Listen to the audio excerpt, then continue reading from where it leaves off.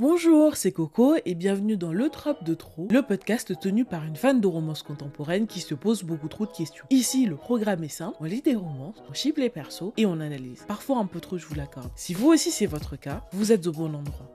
Aujourd'hui, si je peux être honnête avec vous, à la base, je voulais faire un épisode sur les grands schémas féminins qu'on peut retrouver en romance. C'est-à-dire la fille pas comme les autres, la girl boss, bref, toutes ces figures qui reviennent tout le temps. Et cet épisode va arriver, ne vous inquiétez pas. Mais en préparant tout ça, je me suis rendu compte qu'il y avait une figure sur laquelle j'avais envie de m'arrêter avant, et c'est l'autre femme. Parce que l'autre femme, on la voit partout. Dans les romans, dans les films, dans les séries, et même dans les webtoons, mais on y reviendra.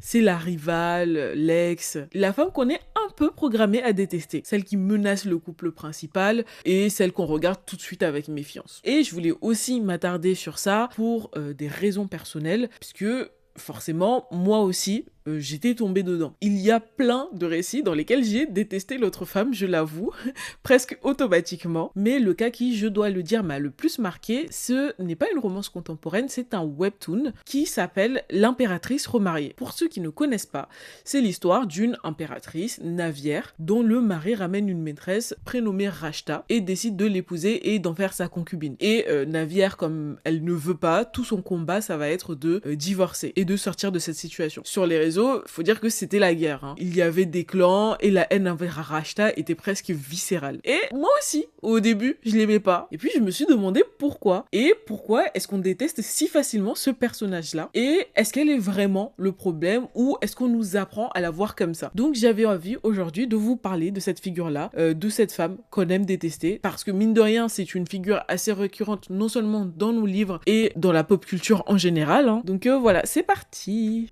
Avant d'aller plus loin, je pense qu'on peut déjà définir de quoi on parle, même si normalement chacune et chacun a une vaste idée de qui peut être l'autre femme. Mais dans le doute, quand je parle de l'autre femme, je ne parle pas seulement de la maîtresse ou de l'ex du héros. Je parle d'un personnage récurrent dans les fictions romantiques ou dans n'importe quelle œuvre en réalité de pop culture. C'est la femme qu'on est censé voir comme une menace pour que l'histoire fonctionne.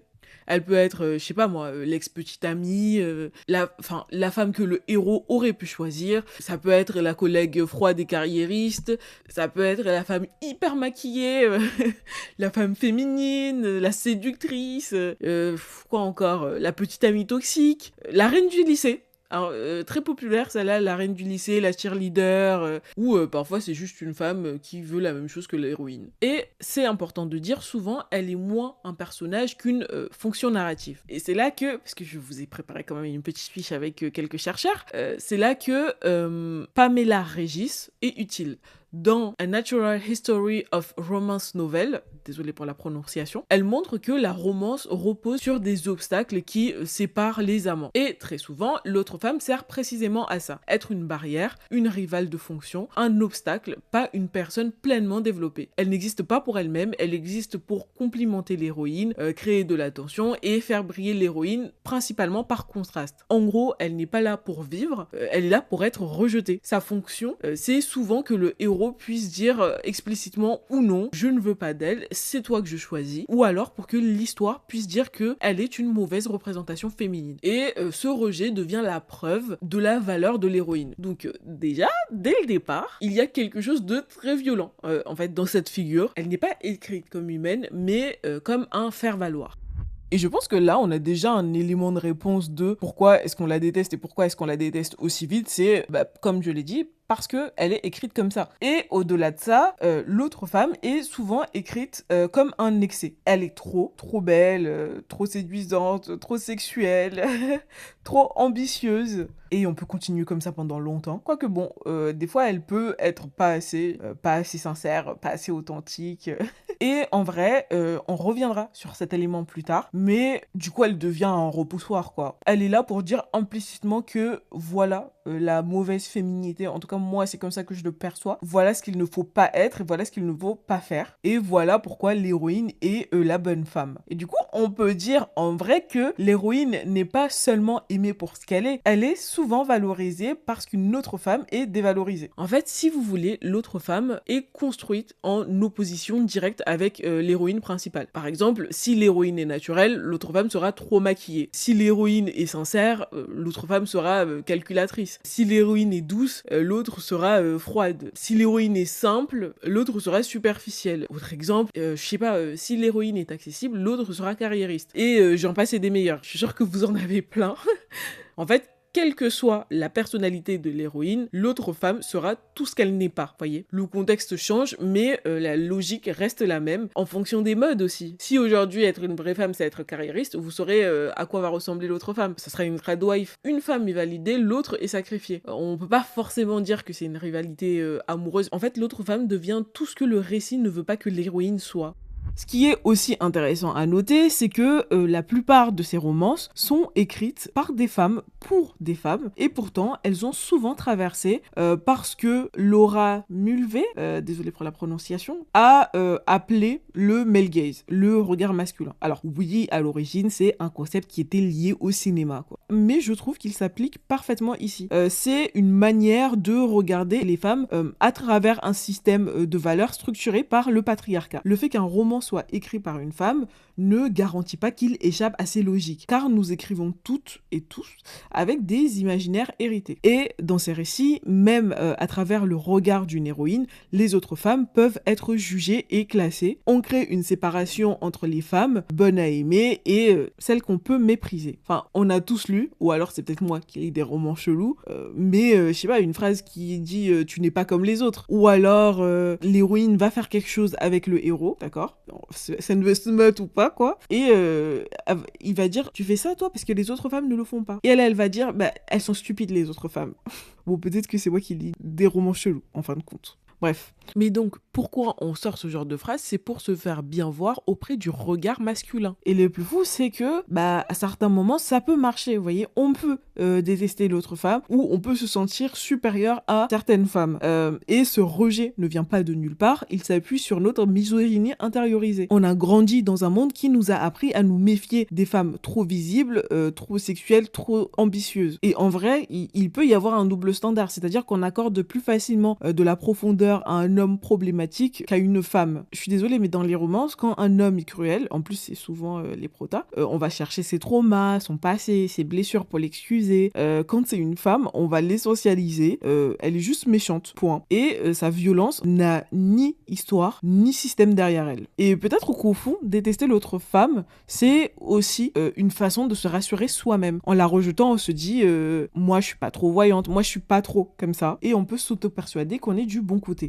Et à partir de là, il faut rappeler une chose essentielle, c'est que la rivalité féminine n'a rien de naturel. La pop culture nous raconte souvent que les femmes seraient naturellement jalouses, mesquines, méchantes entre elles, mais des penseuses féministes comme Bell Hooks. Et plus récemment, j'ai lu un livre qui s'appelait Rivalité non féminin de Rasha Belmedi. Et donc toutes ces penseuses montrent qu'au contraire, la rivalité est fabriquée, transmise, répétée et organisée par des récits structurels sociaux. Elle est transmise très tôt par les contes, par les mythes, par les films et les séries, et bien évidemment par les romances. On apprend dès l'enfance à voir les femmes en comparaison, en compétition et en surveillance mutuelle. Elle peut aussi être produite par le manque, vous voyez. Peu de place symbolique, peu de reconnaissance, peu de femmes valorisées en même temps. Comme s'il n'y avait de place que pour une seule femme. La belle, l'aimée, l'élue et la bonne. Et surtout, cette rivalité est structurée par le regard patriarcal. Les femmes ne sont pas opposées entre elles pour rien, elles sont opposées pour quelque chose. Pour l'amour, pour l'attention,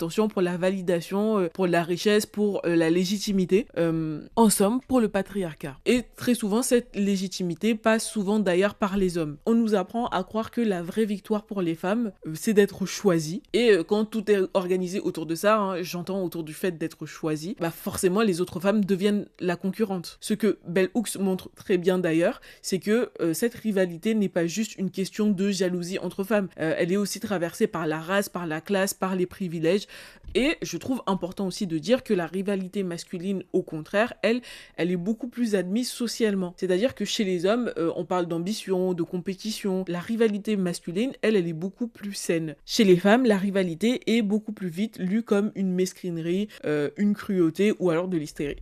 Dans cet épisode, je voulais aussi absolument parler d'un concept que j'ai trouvé hyper intéressant en faisant mes recherches, c'est le post-féminisme. Parce que je trouve que c'est hyper utile pour comprendre pourquoi les figures fonctionnent encore aussi bien aujourd'hui, notamment dans la new romance ou dans beaucoup de récits pop. Alors, c'est quoi du coup? Le post-féminisme, c'est tout simplement l'idée qu'on vivrait dans un monde globalement égalitaire. Comme si les grandes batailles féministes avaient déjà été gagnées. Et comme si désormais les femmes avaient les mêmes droits, les mêmes chances, vous voyez, et tout ce qui leur arriverait relèverait simplement de choix individuels. Et ça change complètement, je trouve, la manière de lire les conflits entre femmes, parce que si on part du principe que tout est égal, alors si une femme souffre, c'est son problème personnel. Si une femme manipule, c'est juste son caractère. Si deux femmes sont en rivalité, c'est juste qu'elles sont jalouses. En fait, le système disparaît complètement. On oublie totalement ce qui peut être de l'ordre du plafond de verre. Et c'est exactement pour ça que la figure de l'autre femme est si intéressante. Elle permet de raconter un conflit entre femmes, comme si ce conflit n'avait rien de politique. Alors qu'en réalité, tout est encore politique. Le couple hétérosexuel, la valeur accordée au fait d'être choisi, les normes féminines, la compétition, vous voyez, la sexualisation, la punition pour les femmes qui sortent du cadre. Le post-féminisme adore nous faire croire que ce ne sont que des histoires de personnes. Mais derrière l'autre femme, il y a aussi tout un système de valeurs. C'est aussi pour ça qu'on voit apparaître des figures qui ont l'air modernes mais qui reproduisent en fait les schémas patriarcaux, comme la cool girl, la girl boss et la pick me. Mais je vous spoil l'épisode qui va bientôt arriver. Mais bon, vous avez compris, elles ont l'air émancipées, elles ont l'air de sortir du cadre, mais en réalité, elles restent souvent ancrées dans le patriarcat et dans le capitalisme. Comme je vous disais au début, l'épisode de l'autre femme qui m'a le plus marqué, c'est Rashta, dans L'impératrice remariée, qui est un webtoon. Je ne veux pas faire un épisode centré sur ça, parce que du coup, ici, on parle plus de romance et de romance contemporaine, mais je voulais quand même la mentionner, parce que c'est un personnage qui m'a beaucoup marqué, et qui, quand même, peut être un exemple parfait. C'est-à-dire que dans L'impératrice remariée, Rashta est détestée avec une intensité parce que oui, c'est la concubine, c'est l'autre femme, et je vous jure, il y a une vraie haine de la fandom autour d'elle.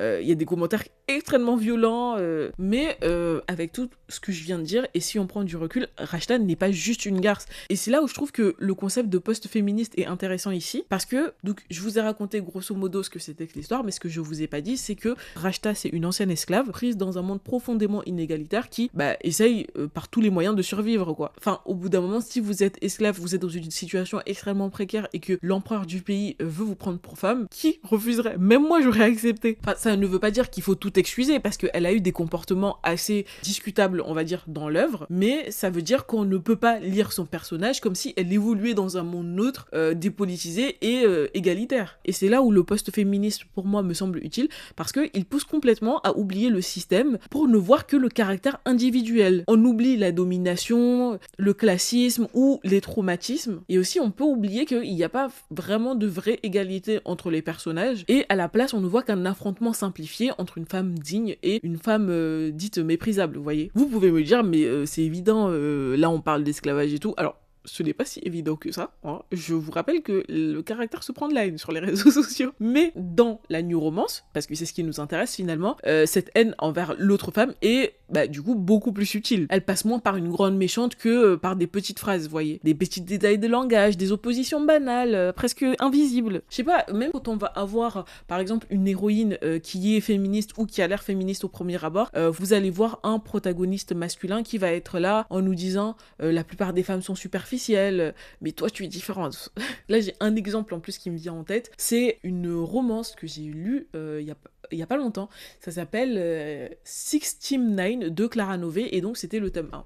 Et donc dans le tome 1, on avait affaire à Astrid qui avait un passé où elle était un petit peu aventureuse, quoi, vous voyez. Et donc elle habitait dans une petite ville, et donc elle était vue un petit peu comme un paria. Et donc de son côté, donc dans son point de vue, on essayait de dédiaboliser cette figure-là, mais Mais parallèlement, il y avait et ça c'est une scène qui m'a marqué, quand le personnage, le prota masculin, à un moment il va dans un bar parce que c'est un militaire, il va dans un bar et il dit oui c'est un bar, on peut y trouver des putains militaires. Je me suis dit waouh c'est violent. Ou à un moment il essaye d'appeler Astrid, c'était un samedi soir et elle lui répond pas et il fait non c'est pas ce genre de personne. Donc vous voyez à quel point des fois il y a ce double discours qui est aussi intéressant d'analyser, c'est-à-dire que on fait dire à la femme des discours qui peuvent être féministes alors que de l'autre côté le prota masculin va lui être vecteur de pensée assez sexiste finalement. Et pour autant, ce même personnage plaçait l'héroïne sur un piédestal. Autre exemple, je sais pas, pour celles qui sont fans de les sports romances, notamment de la hockey romance, il y a dans certaines romances un terme qui revient, c'est les gagas de la crosse. Ou les gagas de la crosse, j'ai entendu ça chez Elle Kennedy peut-être. Mais voyez, les fans qui sont là et qui veulent absolument se taper le sportif, le milliardaire.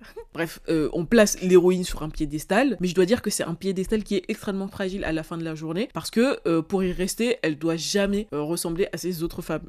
Et si on devait analyser certaines de ces autres femmes, et si on prenait la figure de l'ex-petite amie toxique, donc celle qui a pas vu le potentiel du héros, vous voyez, elle est jalouse, elle harcèle, elle fait des scènes où elle est folle. En fait, ce qui me frappe toujours, et je suis désolée parce que je dois le rabâcher, il y a une différence de traitement entre cette figure et le personnage du héros, qui, en plus, là, ça commence à changer, on commence à avoir des green flags, Dieu merci, parce que moi, je vous ai dit, moi, j'aime pas trop les héros trop grumpy, mais avant, la figure qui était là, c'était le bad boy, c'était la personne tourmentée. Voilà, quand le héros est sombre, possessif, colérique, et même des fois un petit peu violent, bah en fait, on lui cherche très vite une explication. Ou alors on le valorise, on parle de son passé, de ses blessures, je sais pas, de son enfance. On lui accorde toujours une intériorité. Après, vous allez me dire, ce n'est pas pareil, parce que c'est censé être le héros. Et comme je vous ai dit, dans tous les cas, l'autre femme, elle est là pour servir de faire valoir. C'est-à-dire que on n'aura jamais l'histoire de l'autre femme, très peu. Après, quand même, je tiens à nuancer ce propos, c'est-à-dire que dans les romances, et dans certaines romances que j'ai lues actuellement, on commence quand même à donner le bénéfice du doute à l'autre femme, et il y a quand même une espèce de sororité qui essaye de se créer. Ça, je tiens à l'accorder, j'ai pas vu que des romances où l'autre femme était diabolisée,